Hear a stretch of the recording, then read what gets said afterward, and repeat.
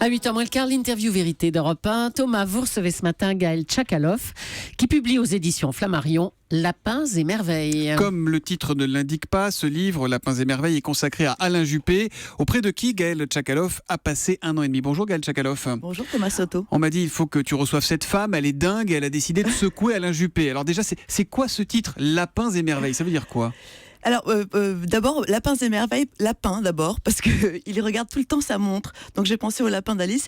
Et ensuite, je crois que j'ai eu le sentiment de rester coincée dans le terrier. C'est-à-dire que j'ai voulu absolument y rentrer, mais après, j'arrivais plus à en sortir parce que j'étais prisonnière de l'émotionnel. Mais qu'est-ce qui vous a donné envie d'Alain Juppé? La provocation, sans doute. On me disait tellement qu'il était étanche et que c'était un ordinateur que je me suis dit, il y a quelque chose à voir sous la souris. Alain Juppé, on l'a reçu ici souvent. Il était surnommé Amstrad à l'époque des ordinateurs. Le moins qu'on puisse dire, c'est que c'est pas un expansif, c'est pas quelqu'un qui aime se livrer. Au bout d'1 an et demi, à vous avoir dans les pattes, est-ce qu'il a brisé un peu la glace? Oui, alors c'est sûr qu'au premier abord, c'est un peu Rain Man, hein. Il est assez autiste. Il dure combien de temps ce premier abord? Alors le premier abord, d'abord il a mis 10 mois à me recevoir, hein. Donc oui. J'ai fait l'assaut pendant 10 mois, et puis au bout de 12 ou 13 mois, il a été relativement en confiance pour une raison qui m'échappe, et effectivement il s'est mis à me parler, et le Rain Man est devenu au fond un espèce d'adolescent, comme un héros romantique façon Musset, c'est-à-dire qu'il est assez écorché, très sensible, et puis il est un peu camusien, c'est-à-dire que c'est quelqu'un qui se croit incompris et qui l'est parce qu'en fait qui rentre pas dans les codes de la société. Voilà. Alors vous avez échangé avec toute sa famille, hein, son épouse, son ex-épouse, son fils notamment, Laurent, qui a aujourd'hui 49 ans, dont on peut se demander quand on lit votre livre s'il n'est pas sarkozyste. Voilà ce qu'il dit: mon père est un handicapé des rapports humains, c'est un être solitaire, les amis ce n'est pas important pour lui, je lui ai présenté certains de mes amis mais il ne s'en souvient pas, d'ailleurs il se souvient déjà pas des siens.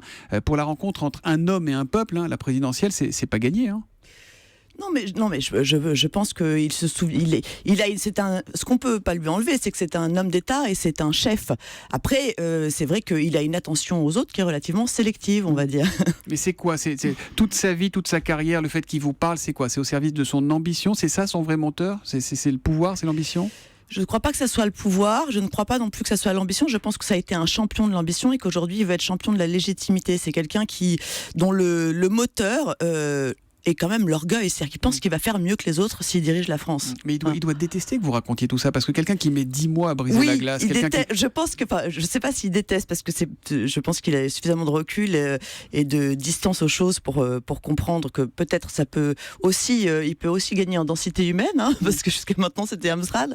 Mais non, je pense que c'est un livre qu'il considère comme étant relativement impudique, et lui est très pudique. C'est sans doute ça qui pourrait le gêner. Il l'a lu, il vous en a parlé, vous avez eu des retours ou pas? Je lui ai envoyé ainsi qu'à tous ceux qui sont dans le livre, c'est-à-dire sa famille, ses enfants, sa femme, son ex-femme, ses équipes. Et lui, qu'est-ce qu'il vous a dit? Qu'est-ce qu'il vous a... Il m'a rien dit directement. Il est redevenu autiste. Non, mais il a pris la parole publiquement sur ce livre.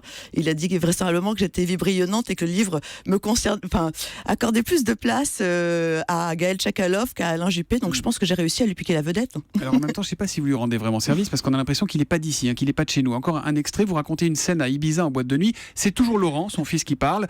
Papa y est allé il y a une vingtaine d'années avec des amis qui l'ont emmené à 6h du matin en nightclub. Et bien en arrivant dans la discothèque Noir de Monde, il a dit: mais à quelle heure ils se lèvent tous pour être déjà là? Attendez, mais c'est baladure dans le métro, là, c'est inouï. En boîte de nuit, il pense que les gens arrivent à 6h. D'abord, je vais vous dire, c'est pas baladure pour 2 raisons. La première, c'est qu'il est quand même très drôle au quotidien. Ça, je pense que ça se voit pas tout de suite, mais il a beaucoup d'humour. Et bon, c'est vrai que j'ai mis 12 mois à le découvrir. La deuxième, c'est que c'est quelqu'un qui est quand même assez proche des gens pour une seule raison, qui est alors pour le coup très rationnelle, c'est qu'il est maire. Il est maire d'une grande ville, Bordeaux, et ça l'oblige à avoir un relationnel et une écoute aux habitants de Bordeaux qui est quotidienne. Il a un objectif, Alain Juppé, on le sait, c'est l'Élysée dans un peu plus d'1 an. Oui. Est-ce que vous pensez vraiment qu'il vous ait laissé faire? Est-ce que vous n'êtes pas dit à un moment que vous vous faisiez manipuler, que vous rentriez finalement dans un plan com avec ce livre?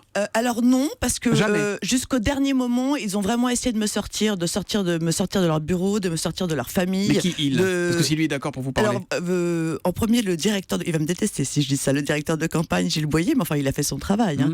Il a essayé de me tenir le plus loin possible. Il ne voulait pas que je fasse ce livre, il ne voulait pas que j'ai accès ni à la famille, ni à Alain Juppé, ni aux équipes. Donc je ne crois pas que je fasse partie d'un plan com. Ou alors, ils m'ont vraiment très très bien manipulé de A à Z. Et là, vous avez l'impression de le connaître vraiment, Alain Juppé, ou pas aujourd'hui?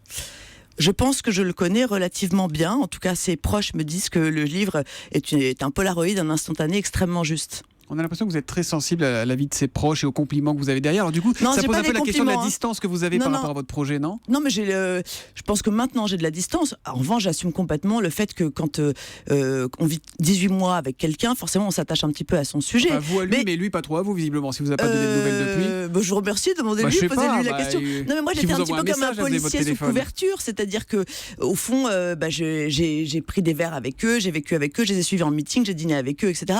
Mais une fois que j'ai terminé ma couverture, c'est fini, je suis passée à autre chose. Vous allez voter pour Juppé aux primaires, vous ?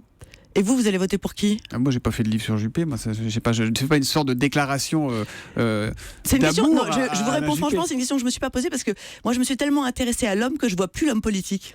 Et donc, vous allez voter pour Juppé aux primaires ou pas ? Je sais pas encore pour qui je vais voter. Bon. Gaël Tchakaloff, racontez-nous maintenant, s'il vous plaît, l'anecdote qui n'est pas dans le livre, celle que vous n'avez pas osé raconter. Il y en a forcément en 18 mois. Il y a un deuxième héros dans ce livre, c'est le directeur de campagne qui s'appelle Gilles Boyer. Et effectivement, il y a eu un moment où je me suis rapprochée de l'entourage familial d'Alain Juppé et non pas des équipes de campagne. Et effectivement, un moment, Gilles Boyer m'a demandé d'arrêter de tout contact avec la famille parce qu'il a trouvé que j'avais basculé trop loin dans l'émotionnel.